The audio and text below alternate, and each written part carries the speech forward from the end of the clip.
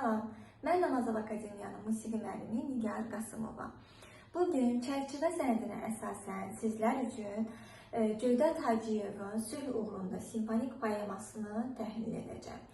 Əsərə keçməzdən öncə Cövdət Hacıyev haqqında kiçik bir xülasə diqqətinizə çatdırmaq istərəm ki, bəstəkar 1917-ci ildə Şəkidə anadan olmuş, 2002-ci ildə isə vəfat etmişdir. Ümumiyyətlə, bəstəkarın nəinki simfonik janrda əsərləri, eynilə də sonata, ballada, oratoriya, xor üçün əsərləri bəstələnmiş və dünya miqyasında səsləndirilmişdir. Bəstəkar Sülh uğrunda simfonik poemanı janrından da göründüyü kimi simfonik janrda bəstələmişdir. Gəlin vurğulayaq ki, simfoniya janrının 4 hissəsi var. Və təbii olaraq Cövdət Hacıyev də bu əsəri 4 hissədən ibarət olaraq yazmışdır. Birinci hissə, yəni mövzu olaraq gedir sonata allegro.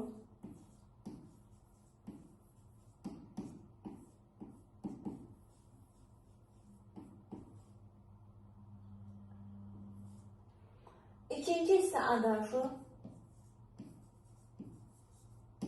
Üçüncü hissə minuet. Dördüncü hissə final olur. Final. Sonata, simfonik janrın tərkib hissələrində tanış olduqdan sonra keçirik əsərin tərkib hissələrinə. Ümumiyyətlə, qeyd edək ki, yenidən vurğulayaq ki, əsər 4 hissədən ibarətdir və mövzu olaraq xeyri qüvvələrin şər qüvvələrinə qarşı olan mübarizəsindən bəhs edir. Sonda isə xeyri qüvvələr qalib gəlir. Mövzu budur. Bəstəkarın əsərini ilk dəfə dirijor bəstəkar Niyazi Tağızadə rəhbərliyi altında simfonik orkestrda səsləndirilmişdir. Əsər lirik, dramatik tərzdə yazılıb. Baxırıq ki, bu lirik, dramatik nə deməkdir? Bizə nə demək istəyir? Lirik ona görə ki, dedik, vurğuladıq ki, şər və xeyir qüvvələrin mübarizəsindən bəhs edir. Bu ona görə lirikdir. Dramatik isə biz burada tanış oluruq fanfar aləti ilə. Ümumiyyətlə, heç bir əsərdə, çərçivə sənədinə əsasən, tədris planına əsasən, proqramına əsasən, heç bir əsərdə fanfar alətinin adını görmürük. Fanfar aləti nəfəsli alətdir və qrup olaraq mis nəfəsli alətlər qrupunda cəmləşir. Fanfar mis nəfəsli alətdir. Əsasən, siqnalların ötürülməsində, yəni hərbi xarakterli əsərlərin ifasında, hərbi siqnalların ötürülməsində fanfar aləti bizim köməyimizə çatıb, yardım edir bizə. Burada belə bir cümlə də var ki, ümumiyyətlə, hərbi xarakterli mövzular hansı ki, bəstəkar o hissəni, o frazanı, o cümləni, fanfar aləti üçün bəstəliyib, bu alət üçün nəzərə alıbsa partiturada, bu, həmin frazalarda, həmin xanələrdə fanfar frazaları mövzusu adlanır.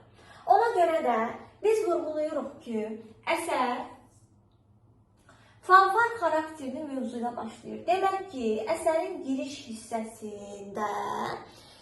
hissəsində fanfar alətindən istifadə olunub. Bu baxımdan da deyirik ki, giriş isə fanfar xarakterlidir, yəni hərbi xarakterlidir. Burada biz tamaşaçıya, dinləyiciyə siqnallar, hərbi siqnallar ötürürük. Əsərin gəlirik əsas mövzusuna. Əsas mövzusu aşıq musiqisi xarakterindədir, aşıq musiqisini xatırladır. Və qeyd etmək lazımdır ki, həmin bu əsas mövzu aşıq musiqisində cəld tempdə səslənir. Niyə görə bunu burada vurğulayırıq? Çünki qeyd edirik ki, köməkçi mövzu xaraktercə əsas mövzuyla təzad təşkil edir. Bu deməkdir ki, əgər təzad təşkil edirsə, avtomatik olaraq köməkçi mövzuda aşıq musiqisi olmayacaq və köməkçi mövzu əsas mövzu kimi cəld tempdə səslənməyəcək. Orta və yaxud da asta tempdə səslənəcək. Çünki qeyd edirik ki, xarakterci təzad təşkil edirsə, onun xarakterinə tempdə öz münasibətini göstərir, mövzuda öz münasibətini göstərir. Sonda isə simfonik poema sonda təntənəli yürüyüşlə bitir. Təntənəli yürüyüş isə xalq birliyini xatırladır yoldaşlar. Bu nə deməkdir? Təntənəli yürüyüş xalq birliyini xatırladır. Biz qeyd etdik ki, ilk öncə izahın əvvəlindəki xeyir və şər qüvvələrinin mübarizəsində xeyir qalib gəldiyi üçün, burada da sonda xeyir qalib gəldiyi üçün təntənəli yürüyüşlə xalq birliyini, qalib xalqın birliyi tərənnüm olunur. Öz əksini burada tapır sonda. Demək ki, biz sülh uğrunda simfonik poemanı təhlil edərkən simfonik janrla tanış olduq. Fanfar mis nəfəsli alətlə tanış olduq. Bildik ki, fanfar mis nəfəsli alətdir və hərbi xarakterli frazalarda siqnalların ötürülməsi üçün istifadə olunur. Daha sonra bizə məlum oldu ki, bu əsər həm lirik, həm də dramatik iki tərzin xüsusiyyətini özündə daşıyır. Əsas mövzuda aşıq musiqisi var və köməkçi mövzu isə bu əsərdə əsas mövzu ilə təzad təşkil edir. Daha sonra isə mən sizə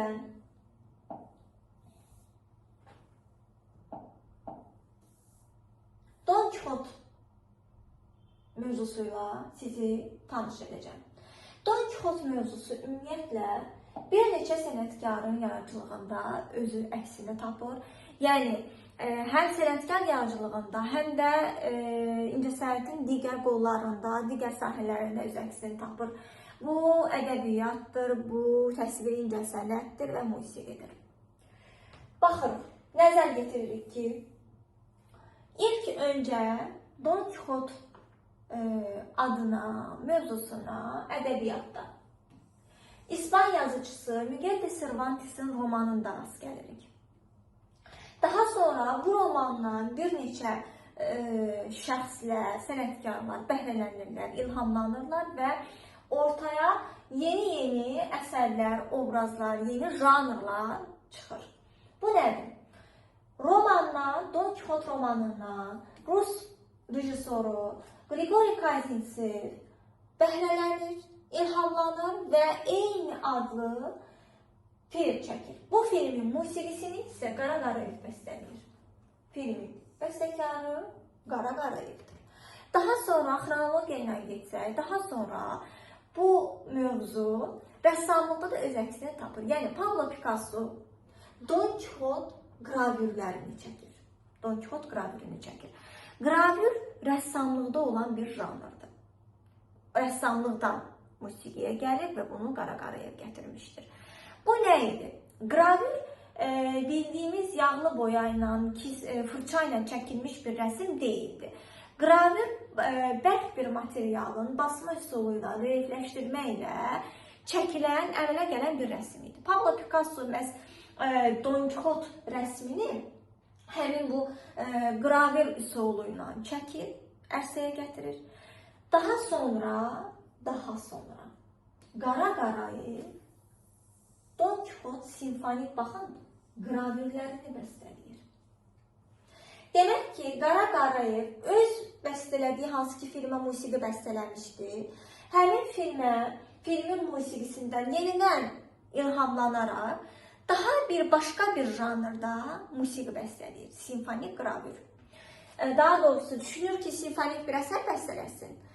Və buradakı qravür sözünü də həmin o Pablo Picasso-nun qravür rəsmindən, qravür janrında çəkdiyi rəsmindən, həmin o qravür terminini gətirər musiqiyə, yaradır simfonik qravür.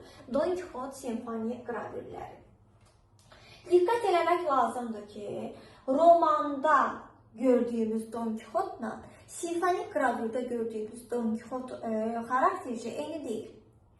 Romanda ümumiyyətlə biz Don Kixot, Sancho Pansa və Dulcinea bunu işarə etmək lazımdır. Çünki Dulcinea'nı digər hissələrdə biz görməyəcəyik.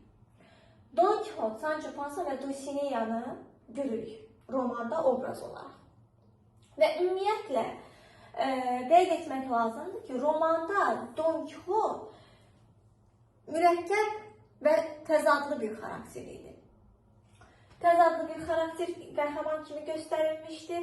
Ümumiyyətlə romanda İspan xalqının xəyalpərəstliyi də orada öz əksini tapır, sərgilənir. Simfonik qravürdə isə Don Kixot simfonik qravürləri isə ümumiyyətlə 8 silsilə pyesdən ibarətdir, 8 hissədən ibarətdir. Burada Səyahət, Aldonsa, Sancho Pansa, Pavana, Kavalka və ən sonunda Don Kixotun ölümü qravürü var. Amma nəzər yetirsək, burada 8 hissə adı yoxdur və qeyd edirik ki, Səyahət Don Kixot simfonik qravürlərində 3 yerdə səslənir. İlk Səyahətlə başlayır, sonra Aldonsa, sonra yenə Səyahət, Sancho Pansa və ortada Sancho Pansa'dan sonra yenə Səyahət səslənir. Daha sonra Pavana, Kavalka və sonunda Don Kixotun ölümü qravürü səslənir. Və Qara Qarayevdə Don Kixot simfonik qravürünü İspan xalq melodiyaları əsasında yazılmışdır. Haşiyə çıxaraq qeyd eləmək istəyirəm ki, onun Alban rapsodiyası və Vyetnam suitası da belə deyək də, həmin xalqların melodiyaları əsasında bəstələnmişdir.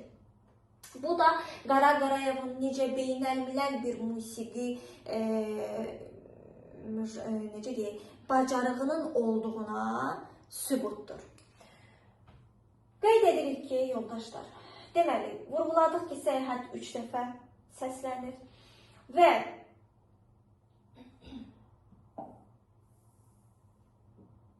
Qara Qarayevin simfonik qravüründə Don Kixot, Sancho Pansa, Aldonsa, bayaq biz burada vurğuladıq ki, burada Dulcinea var idi, amma Qara Qarayevin simfonik qravüründə isə biz orada Dulcinea obrazını görmürük. Don Kixot, Sancho Pansa və Aldonsa obrazlarını görürük və Qara Qarayevin baş obrazı olduğu Don Kixotda komizm, yəni komik bir obraz deyil o. O mübarizə aparan, əzab çəkən, etiraz edən, lakin sonunda məhv olan bir obrazdır. Məhv olan bir obrazdır. Qara Qarayevin təsvir etdiyi Don Kixot. Xronologiya ilə getdiyimizə görə sonda vurğulayaraq ki, ümumiyyətlə biz romanda Don Kixot adı ilə tanıdığımız qəhrəmanın əslində adı heç də Don Kixot Lamançeski deyilmiş. Bilirik ki, bu Aldonso Kixanoymuş, yəni Don Kixot onun əslində ləqəbiymiş. Biz bayaq vurğuladıq ki, Don Kixot rəsmini qravür kimi basma üsuluyla Pablo Picasso, ilkin olaraq Pablo Picasso çəkmişdi rəssamlıqda, rəssam kimi. Ondan sonra isə Boris Ivanov Don Kixot rəsmini çəkir. Bu da artıq yağlı boyayla, yəni fırça ilə artıq qravür üsulunda deyil, sadə yağlı boyayla, fırça ilə çəkmişdir. Demək ki, biz öyrəndik ki, Don Kixot romanı var, filmi var, simfonik qravürü var və 2 rəsmi var. Yəni, 2 rəssamlıqda olan janrda çəkilmiş, üsulda çəkilmiş rəsm var. Biri yağlı boya ilə, biri basma üsulu ilə qravür janrında çəkilmiş şəkillər var Don Kixot mövzusunda. Demək ki, biz bugün sizinlə həm simfonik janr üslubunda, simfonik janrında bir Don Kixot simfonik Qravürünü öyrənmiş olduq lap öncədən. Süd uğrunda simfonik poemanı öyrənmiş olduq. Yəni hər ikisi də simfonik silsilədədir, simfonik janrdadır. Və Don Kixot simfonik qravürünü də öyrənərkən Don Kixot mövzusuna da toxunmuş olduq digər incəsənətin digər sahələrində də.